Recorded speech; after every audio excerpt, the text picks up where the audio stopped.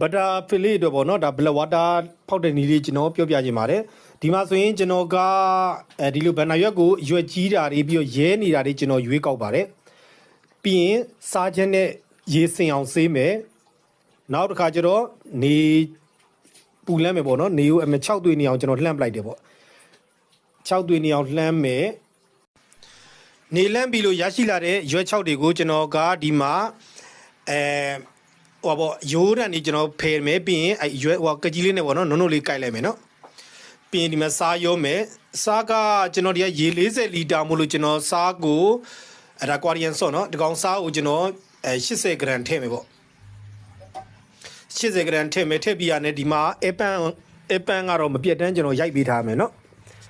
အပန်းမပြတ်တမ်းရိုက်ပေးရမယ်ဒါဆိုရင်ကျွန်တော်ရဲ့စနစ်ဆိုရင်ဒါ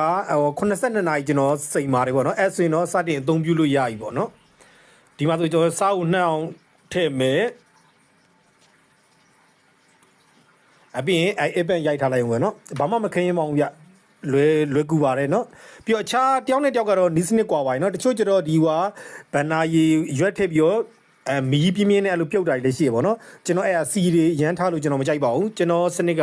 ဒီတိုင်းပဲကျွန်တော်အပန်ရိုက်ပြီးတော့လုပ်ပါတယ်အချိန်တော့နည်းနည်းပေးရတယ်ဗျ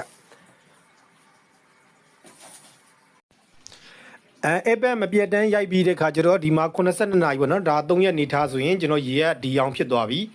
ဒီလိုဆိုရင်ကျွန်တော်စတင်အသုံးပြုလို့ရပြီပေါ့နော်ဘလက်ဝါတာဒါဖောက်တဲ့နေရတော့ရမ်းလွယ်ကူရိုးရှင်းပါတယ်နော်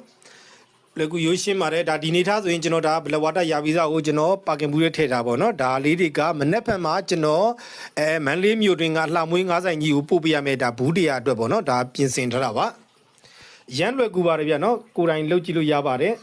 ဒါအခုနေထားမှာဆိုရင်ဒါဟိုအရွက်6ကောက်ဖို့မလွယ်ကူတဲ့ညီကိုတွေတို့ပြီးတော့အပန်အမြဲတမ်းပေးဖို့အဆင်မပြေတဲ့သူတွေနောက်9ကန်3စားချမ်းဝယ်မရတဲ့ညီကိုတွေပေါ့နော်သူတို့ဆိုရင်ဒါကျွန်တော်စီမှာရောင်းပေးပါရနော်ဒီလိုဘူးလေးတွေအသင်သုံးရုံပဲပေါ့နော်ဒီလိုဘူးလေးတွေရပါတယ်အားလုံးကိုကျေးဇူးတင်ပါတယ်ဗျ